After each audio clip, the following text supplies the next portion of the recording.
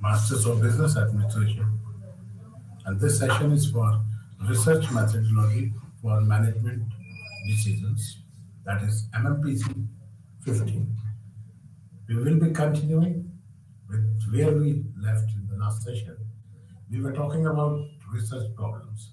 Now, moving further, we will be taking this research problem as hypothesis testing. It is often convenient to structure a research problem in terms of a hypothesis to be tested. The hypothesis must be agreed upon by both the manager and the researcher, although the formal statement is primarily the responsibility of the researcher. In this use of the word, a hypothesis is simply a statement about the universe.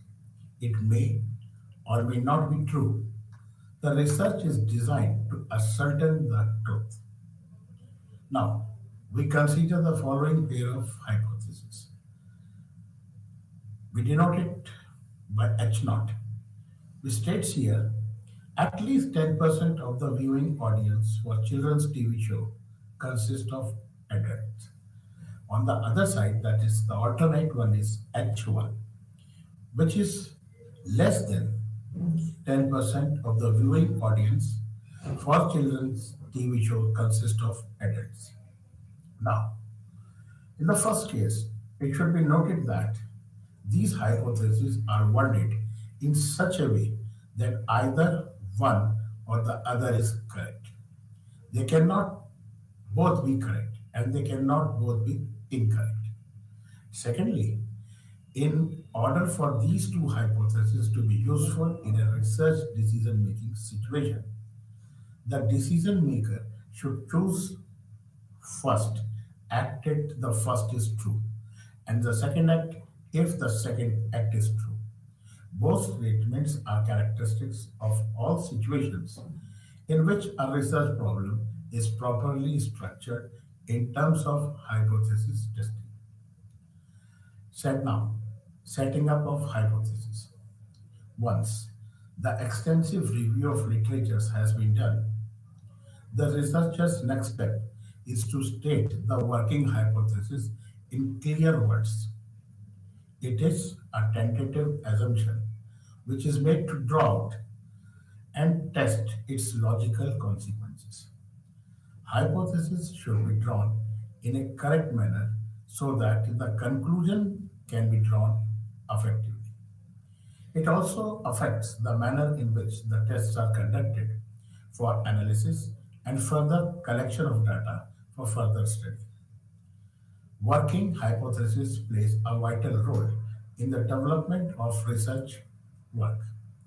It should be specific and short, as the same has to be tested. Now, hypothesis. What does this word hypothesis means?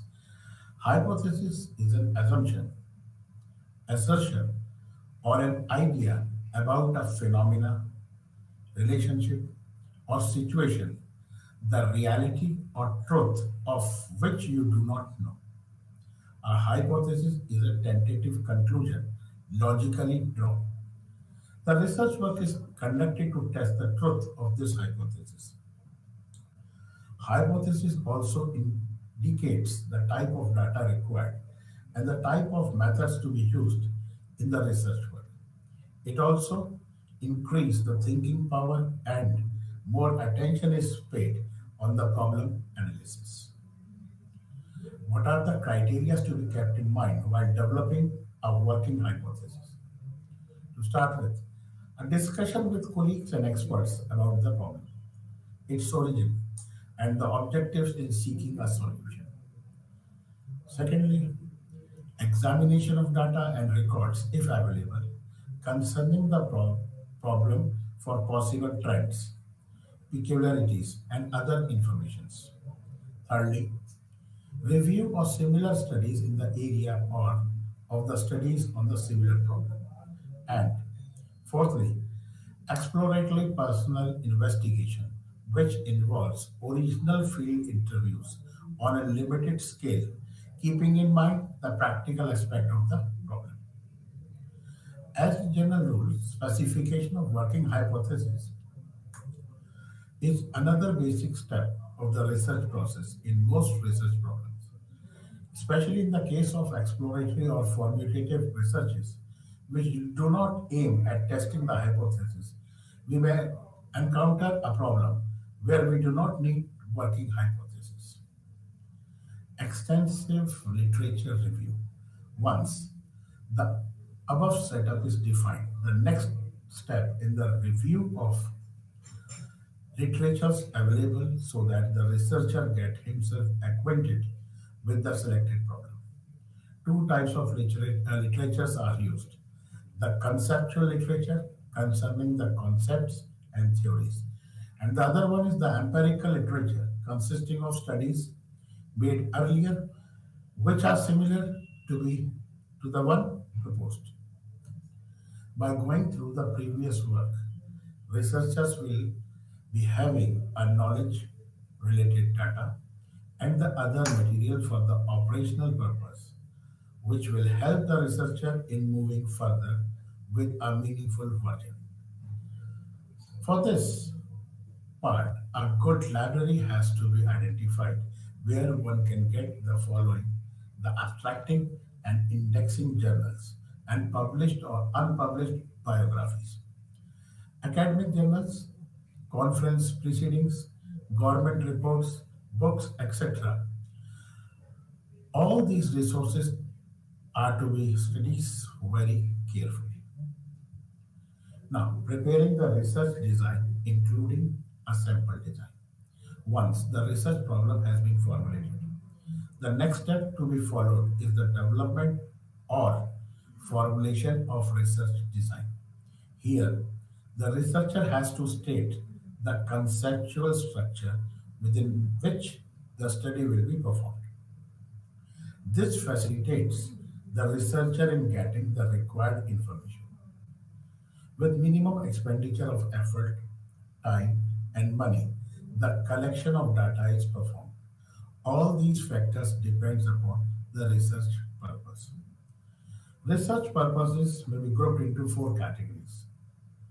For example, it can be exploratory, or it is exploration, description, diagnosis, and experimentation. There are several research designs, such as experimental and non-experimental hypothesis testing. Depending upon the choice of the researcher's selection of the design has to be done from experimental design, can be either informal design, for example, before and after without control, after only with control, before and after with control, or formal designs. For example, completely randomized design, randomized block design, Latin square design, simple and complex factorial designs. Later on, we will be talking about all these terminologies. For the preparation of research design, following key points need to be kept in mind: the means of obtaining the information, the availability and skills of the researcher and his staff, if any, explanation of the way in which selected means of obtaining information will be organized, and the reasoning leading to a selection, the time available for research, and the cost factor relating to research, that is, the finance available for the purpose. Now, how research is done. We will be talking about different methods. Research methods are the strategies, processes, or techniques utilized in the collection of data or evidence for analysis in order to uncover new information or create better understanding of a topic. There are different types of research methods which use different tools for data collection. We start with survey method. As the name suggests, survey is a fact-finding study. In this process, the data is collected directly from the population or a sample at a time. Basic requirement is an expert and imaginative planning, careful analysis, and rational interpretation of the study. Data can be collected by observation, phone, mailing questionnaire, or by interview. As per the objectives of the study, the collected data can be analyzed by simple or complex statistical techniques. Here, the approach of working can be direct approach, such as researchers ask a direct question about the behavior and thoughts. For example, why don't you eat amul butter? In direct approach, the researcher may ask, what kind of people use amul butter? The advantage of this method is that the researcher may collect different kind of information, and here the cost is low and the data collection is quick as compared to observation and experimental methods. Second part is case study. Case study is a method of exploring and analyzing the life of a social unit. The social unit may be a person or a family, or an institution, or an organization, or even a community. It is a method of collecting information and its analysis. It is a way of organizing social data so as to preserve the unitary character of the social object being studied. The case study method is a widely used systematic field research technique. Anthropologists, historians, novelists, and dramatists have used this method concerning problems pertaining to their areas of interest. Even management experts use case study methods for getting clues to several management problems.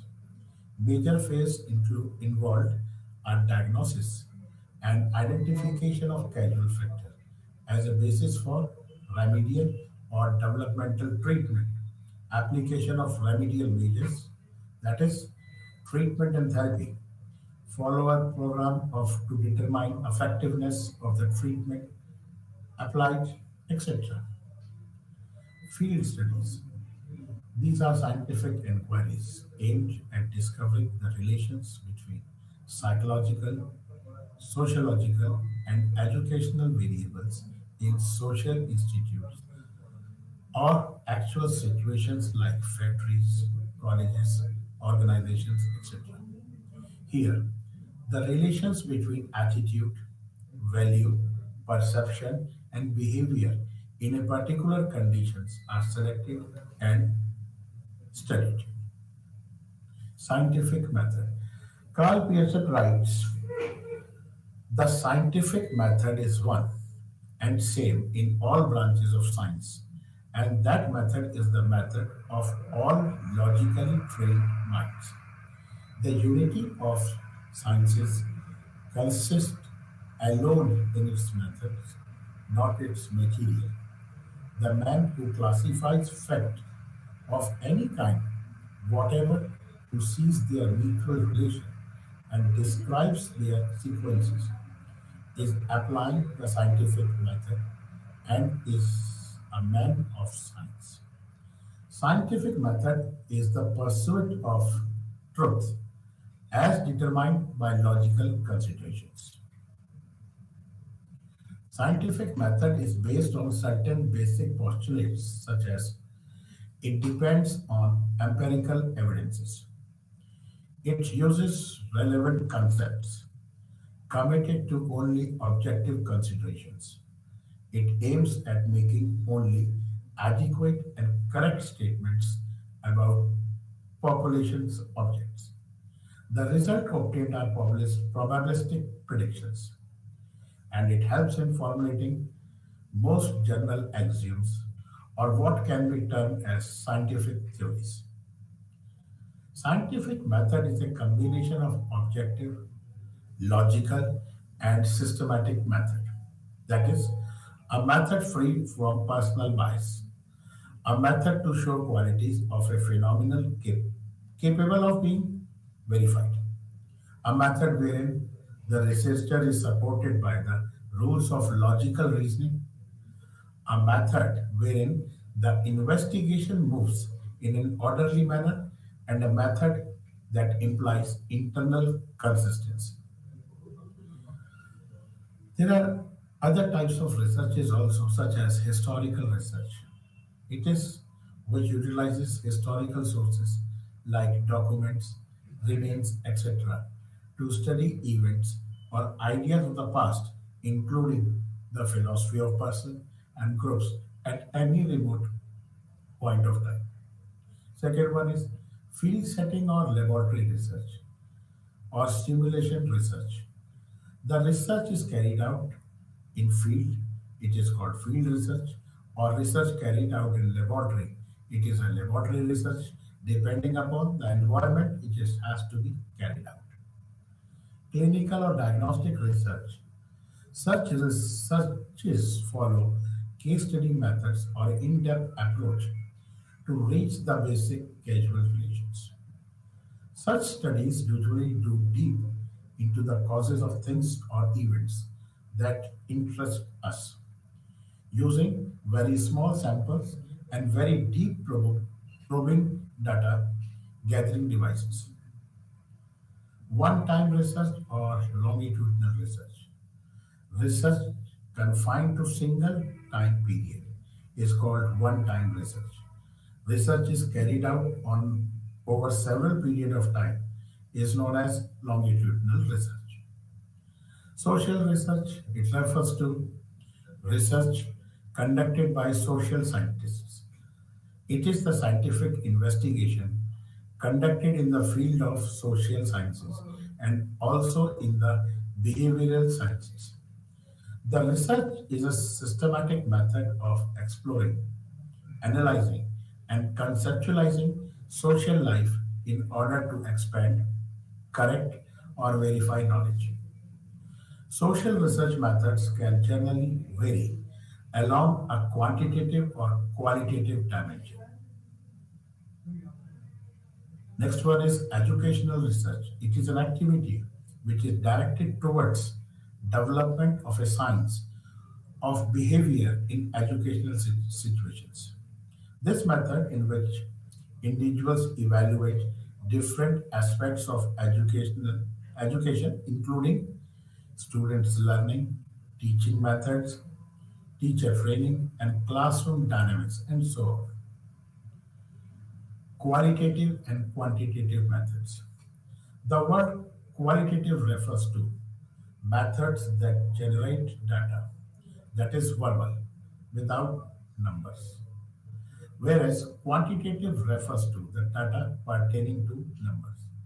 In general practice, it is difficult to identify which method is qualitative and which one is quantitative method. Qualitative research is confined as a market research method that focuses on obtaining data through open-ended and conversational communication. This method is not only about what people think, but also why they think. For example, we consider a convenience store that is looking to improve its patronage. A systematic observation concludes that the number of women visiting these stores are more.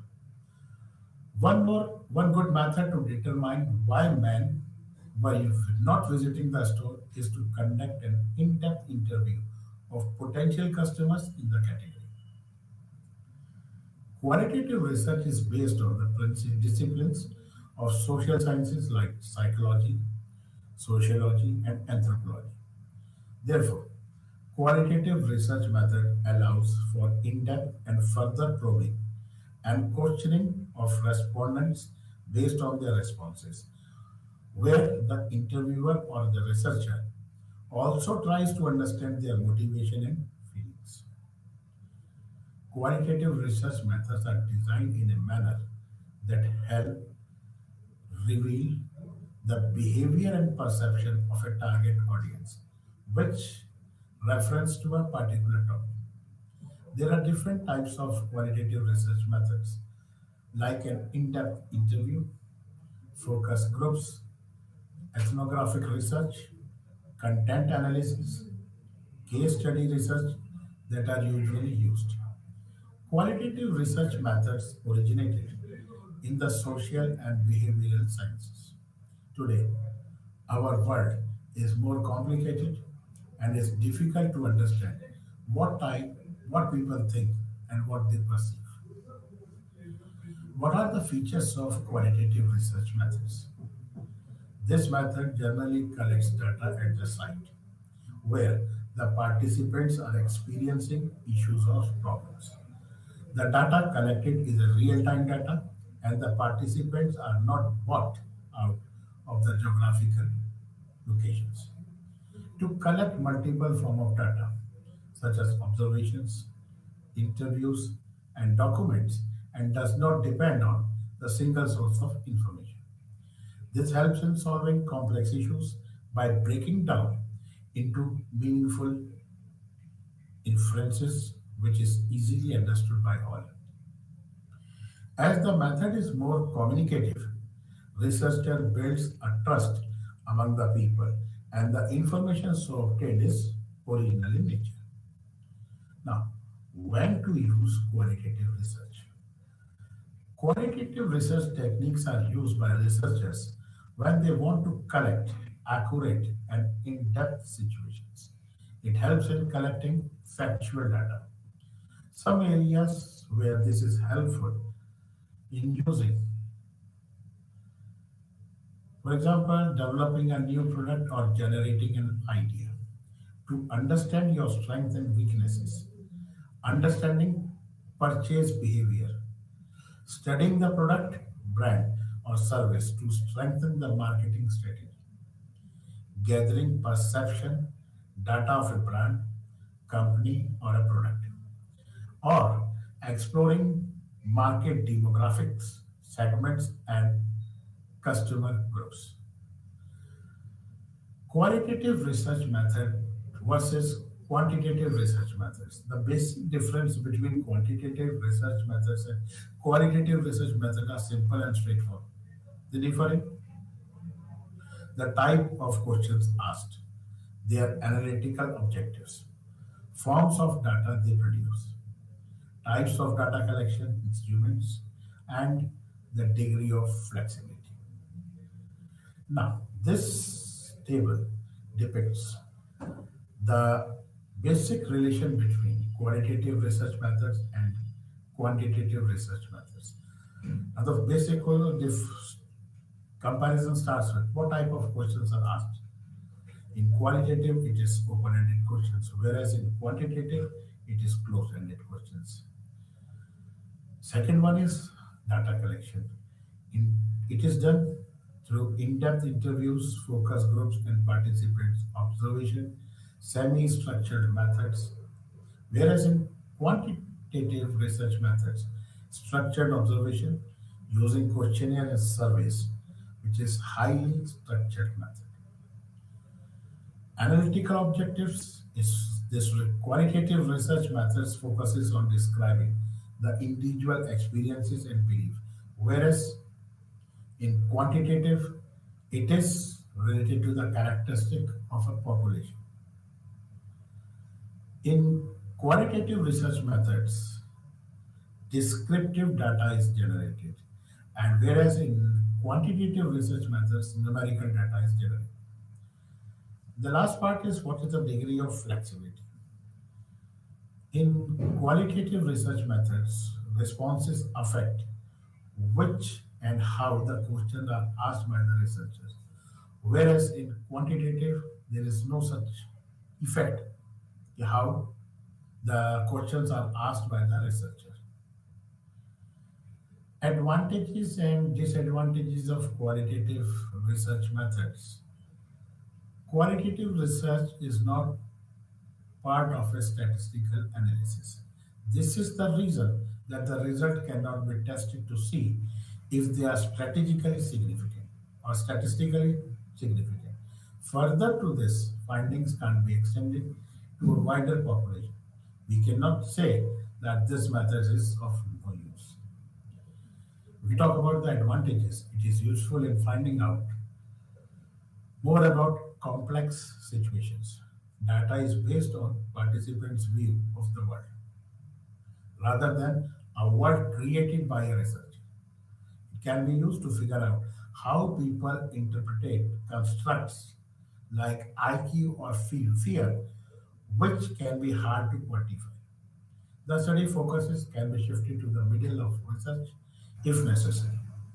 In a traditional lab test setting, this would usually null and void the experiment. All important cases can be used to vividly paint a picture in a report. The disadvantages of qualitative research in journal has lower credibility than quantitative research. This may make it more difficult to get your results published. Data collection takes a lot longer than in a traditional lab setting. Predictions of future events are usually impossible to quantify. Now, we move to research designs, that is your unit 3. Research design refers to a researcher's roadmap, which they decide to follow during their research journey to find their research questions answered and validate accurately, economically, and objectively as possible. The research design process allows the researcher and writes to follow the instructions of their research work. It tells the researcher what and how a distinctive method could be applied in different phases of the research. By making a research design plan, researchers are ready to decide and even ready to communicate with others or themselves about their decisions regarding the proposed study design. Research design means an overall framework or plan for activities to be undertaken during the course of a research study. When particular research area has been defined, research problem is defined, and the related literature in the areas has been reviewed. The next step is to construct the research design. It is a fundamental to the success of any scientific research. It involves decisions regarding what, where, when, how much, and by what means concerning a research study. It constitutes a blueprint for the collection, measurement, and analysis of data. It serves as a framework for the study, guiding the collection and analysis of data, research instrument to be utilized, and the sampling plan to be followed. According to Kerlinger, research design is a plan, structure, and strategy of investigation conceived so as to obtain answers to research questions and to control variance. According to another concept is according to Kinner and Taylor, a research design is the basic plan which guides the data collection and analyze phase of the research project. It is a framework which specifies the type of information to be collected, the source of data, and the data collection procedure. As such, the design includes an outline of what the researcher will do from writing the hypothesis and its operational implications to final analysis of data. More explicitly, the design decisions happen to be in respect of what is the study about, why the study is being made, where will the study be carried out, what type of data is required, where can the required data are found, what period of time will the study include, what will be the sample design, what technique of data collection will be used. These are the basic things which are required for this designing of decisions. Function and goals of research design. Research design is needed because it facilitates the smooth sailing of various research operations, thereby making research as efficient as possible.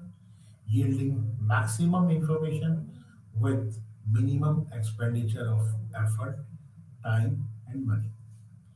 Research design stands for advanced planning of the methods to be adopted for collecting the relevant data and the techniques to be used in further analysis, keeping in view the objective of the research and the availability of the staff, time, and money.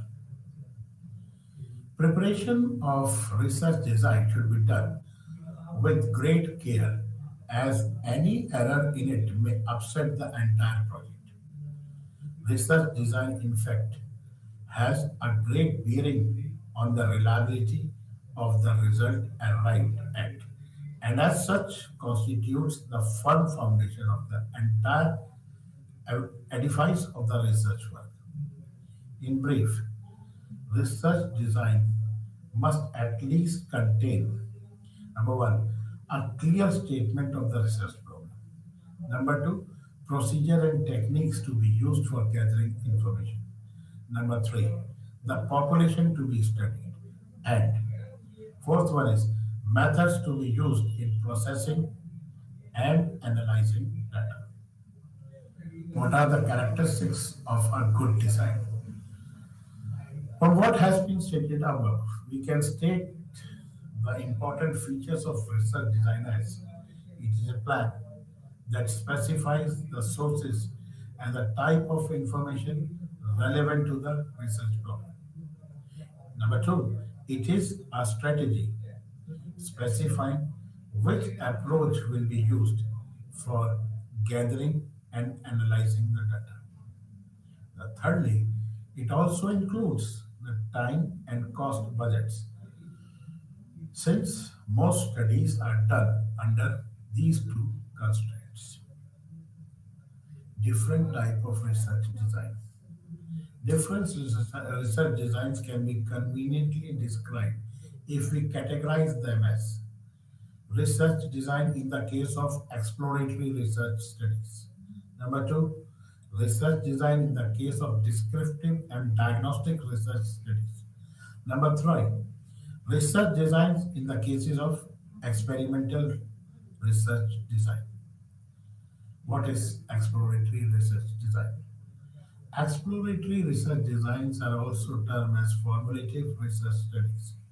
The main purpose of such studies is that of formulating a problem for more precise investigation or of developing the working hypothesis from an operational point of view. The major emphasis in such studies is on the discovery of ideas and insights. Exploration is suitable in cases where research have no clear idea about upcoming problems they have met during the study. Techniques used for exploration while researching something with little information may appear challenging.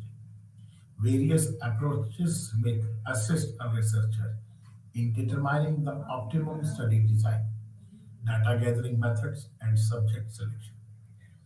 There are two methods for conducting research, primary and secondary. Once researchers know the scope of qualitative research, they can easily adapt various approaches for exploratory investigation. Some approaches which are normally used by researchers, such as researchers use depth interview techniques, mainly in an unstructured way. Participants observation, which participants will do under the specific study setting. Researchers capturing, that is through audio, video, picture format. The group living lifestyles considered current study. Case study techniques are used to understand a few conditions or events in depth. Document analysis. Lastly, it is an expert interview is performed to retrieve important or in-depth subject information study. What are the characteristics of exploratory research designs? Exploratory research based study is commonly unstructured, open ended, high time consuming, and interactive in nature because researchers have to collect all available information related to a particular study. Researchers do the study commonly to know the answer of what contains base questions. For example, what is the proposed problem of the study?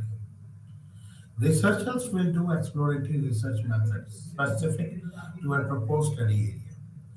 When there is a less existence of prior research as well as existing study not enough to answer the problem precisely. Descriptive research design are those studies which are concerned with describing the characteristic of a particular individual or a group. Most of the social research comes under this category. Studies concerned with specific predictions, with narration of facts and characteristics concerning individual, group or situation are all examples of descriptive research studies.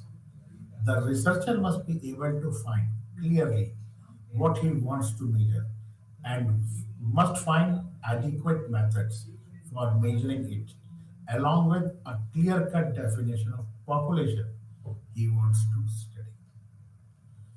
The research design must make enough provision for protection against bias and must maximize reliability with due concern for the economical completion of the research study.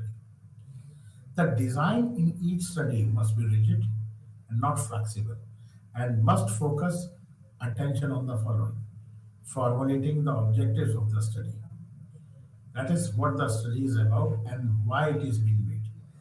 Number two is designing the method of data collection. What technique of gathering data will be adopted?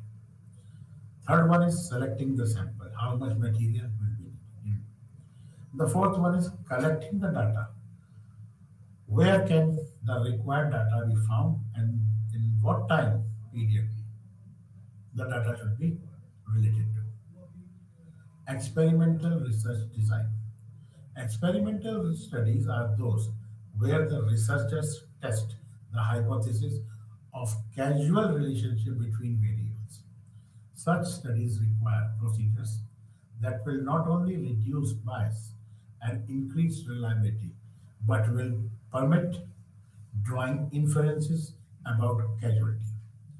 Usually, experiments meet this requirement. Hence, when we talk of research design in such studies, we often mean the design of experiments. Today, the experimental designs are being used in research relating to phenomena of several disciplines.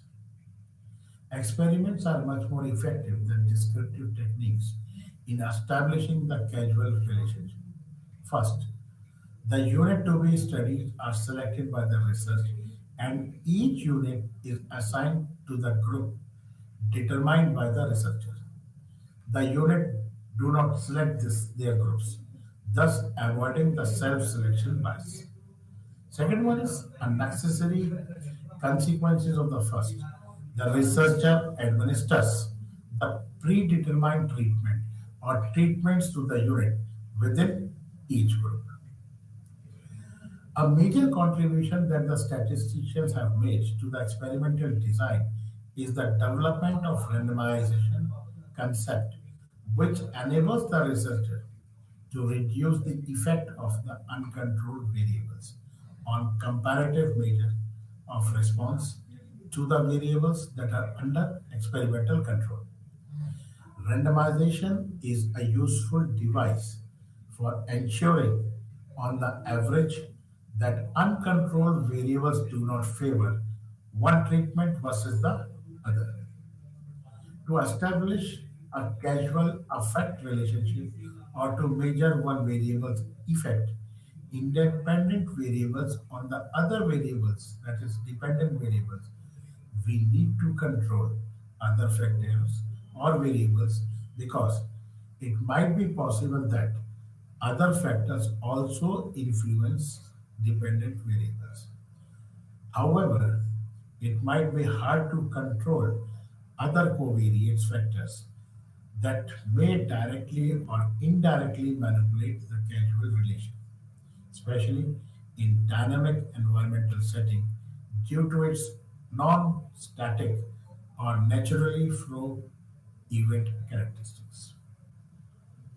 Now, the types of experimental design, that is quasi and true experimental design. Some studies expose an experimental group to the treatment and measures its effect. Such an experimental design is the weakest of all designs, and it does not measure the true cause and effect relationship. This is so because there is no comparison between groups nor any recording of the status of the dependent variables as it was prior to the experimental treatment and changed the how it changed after the treatment. In the absence of such control, the study is of no significance value in determining cause and effect relationship. Hence, such a design is referred to as quasi-experimental design. The true experimental design, which includes both the treatment and the control groups, and record information both before and after the experimental group is exposed to the treatment, are known as ex post facto experimental designs. Simulation. An alternative to lab and field experimentation currently being used in business research is simulation. Simulation uses a model building technique to determine the effect of changes, and computer based simulations are becoming popular in business research. A simulation can be thought of as an experiment conducted in a specially created setting that very closely represents the natural environment in which activities are usually carried out. In that sense, the simulation lies somewhere between a lab and a field experiment, insofar as the environment are artificially created but not far different from the reality. If managerial behavior as a function of a specific treatment is to be studied, subjects will be asked to operate in an environment very much like an office with desks, chairs, cabinets, telephones, and other office work stationery. Members will be randomly assigned the roles of directors, managers, clerks, and so on, and specific stimuli will be presented to them. Thus, while the researcher would retain control over the assignment and manipulation, the subject would be left free to operate as a real office. In a sense, some factors will be built into and incorporated in the stimulated system, and others left free to vary, that is, participants' behavior within the rules of the game. Data on the dependent variables can be obtained through observation, videotaping, audio recording, interviews, or questionnaires. Now, what is decision on experimental design? Before using experimental design in research studies, it is essential to consider whether they are necessary at all, and if so, at what level of sophistication. This is because experimental designs call for a special effort and varying degree of interference with the natural flow of activities. Some questions that need to be addressed in making these decisions are: number one, it is generally necessary to identify causal relationship, or would it be suffice if the correlates that account for the variance in the dependent variables were known? If it is important to trace the causal relationship, which of the two, internal validity or external validity, is needed more, or both are needed? Is cost an important factor in the study? If so, would a less rather than more sophisticated experimental design do? Though managers may not often be interested in cause and effect relationship, a good knowledge of experimental design could foster some pilot studies to be undertaken to examine if factors such as bonus system, piece rates, rest pauses, and so on lead to positive outcomes such as better motivation, improved job performance, and other favorable working conditions at the workplace. Marketing managers would be able to use experimental design to study the effect on sales of advertisement, sales promotion, pricing, and the like. Awareness of the usefulness of simulation as a research tool can also result in creative research endeavors in the management area, as it currently does in the manufacturing side of the business. Now, we move to block two, which is related to data collection and measurement. We have three units in that. That is methods and technique of data collection, attitude, measurement and scales, and questionnaire design. We will start with methods and technique of data collection. Neither a business decision nor a government decision can be made in a casual manner in the highly motivated environment prevailing in this age. It is through appropriate data and their analysis that the decision maker becomes equipped with proper tool of decision making. Now, data can be classified as primary data and secondary data. The primary data are those which are collected afresh and for the first time, and thus happens to be original in character.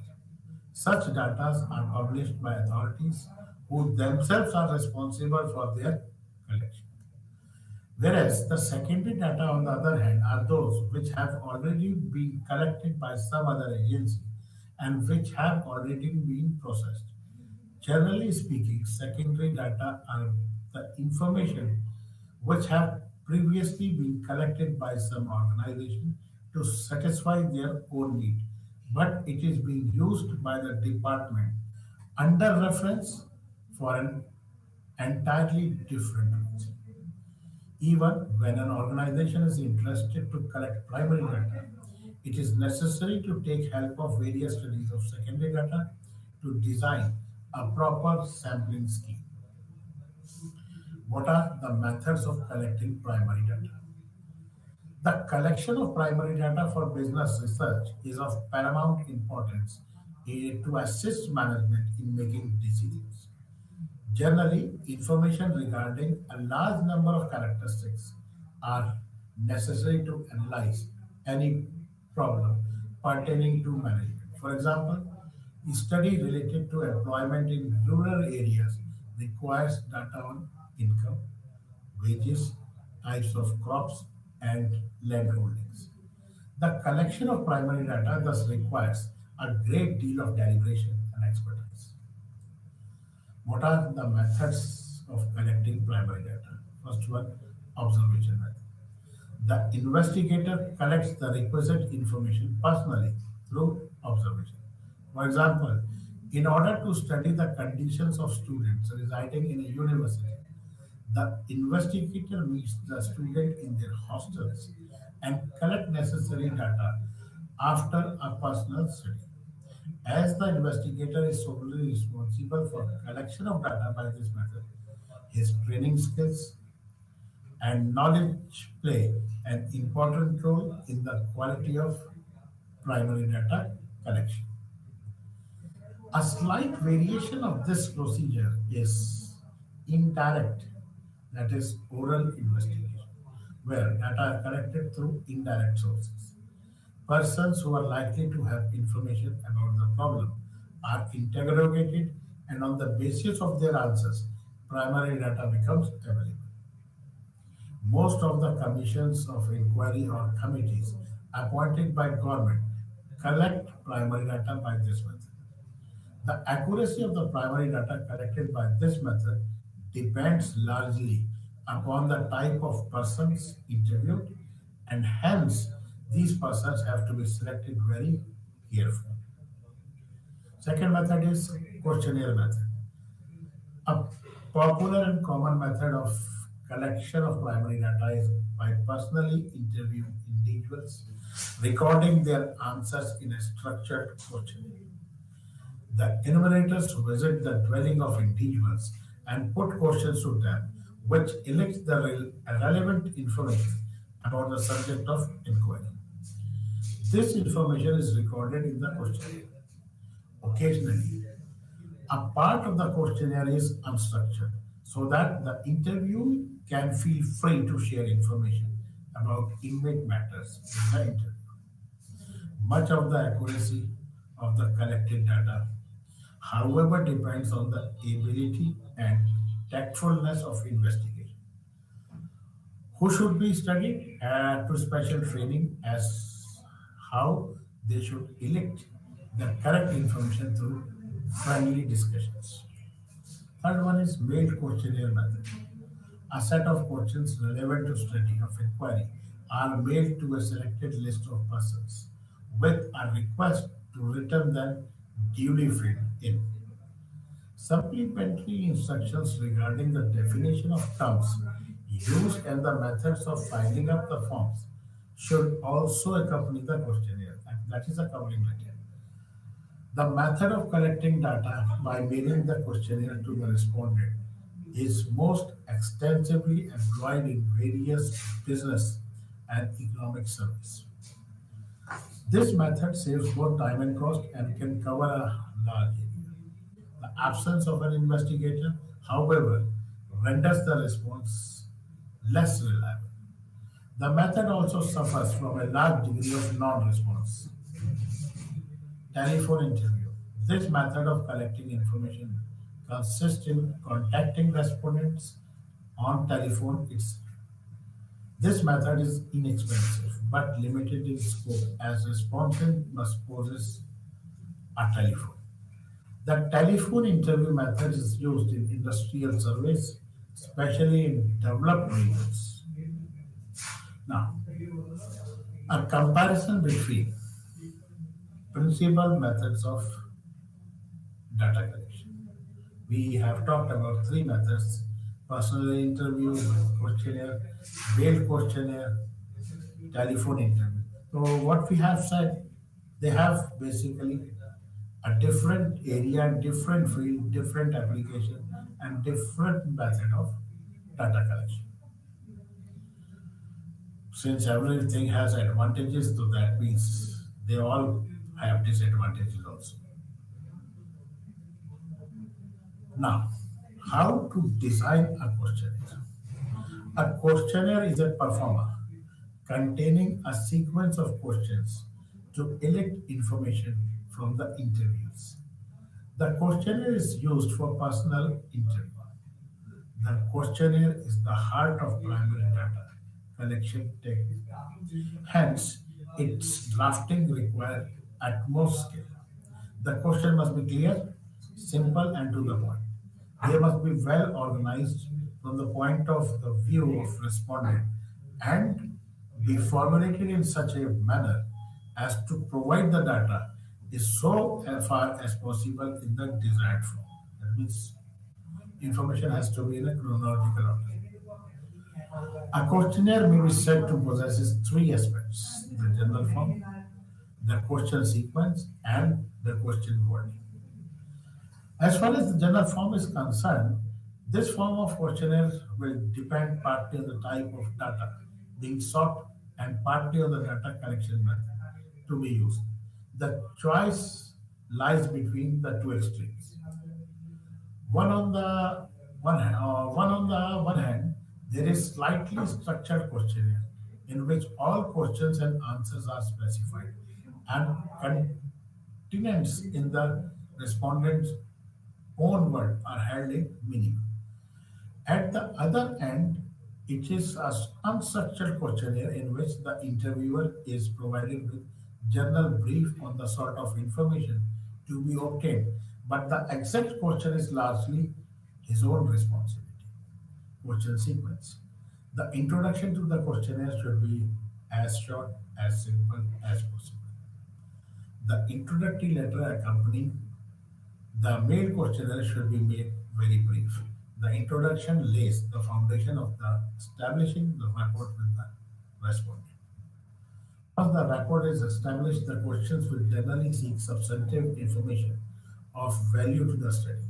As a general rule, questions that put great strain on the memory or the intellect should be reserved for later stages.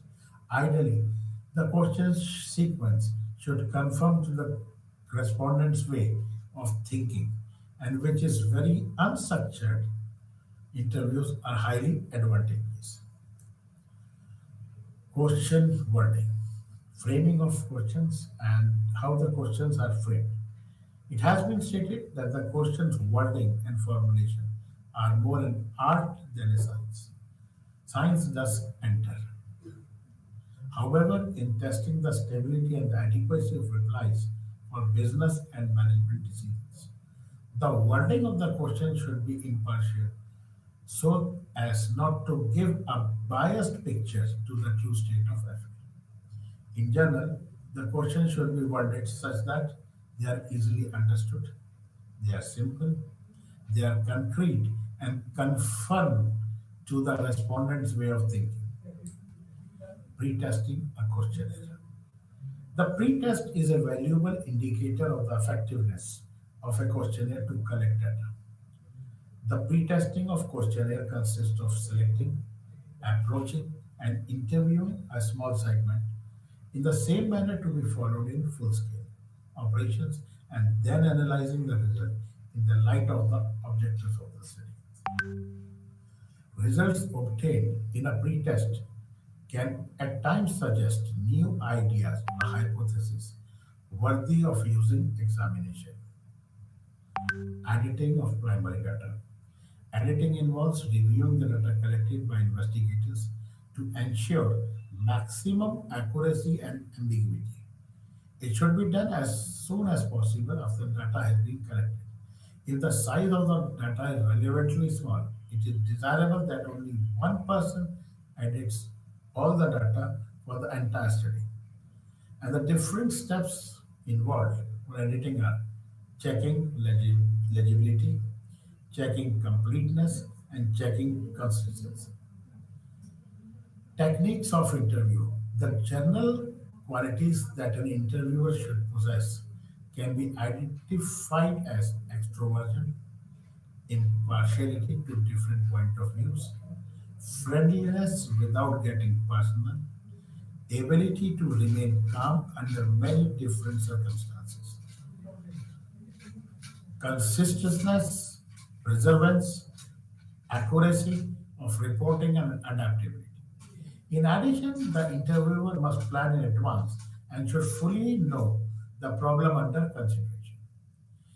He must choose a suitable time and place so that the interview may feel at ease during the interview. If the language of the questionnaire is English, translation in the regional language must be available so that the interviewer has no ambiguity about the questions.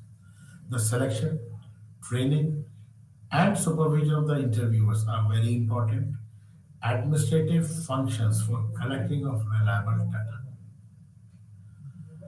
Now, collection of secondary data. Secondary data are data which has been collected and analyzed by some other agency. The sources of secondary data could be various publications of central, state, and local governments. The important official publications are Statistical Abstract, India Annual, Monthly Abstract of Statistics, both published by Central Statistical Organization. Indian Agriculture Statistics, which is annual in nature and which is published by Ministry of Food and Agriculture. Second one is various publications of foreign governments or of international bodies.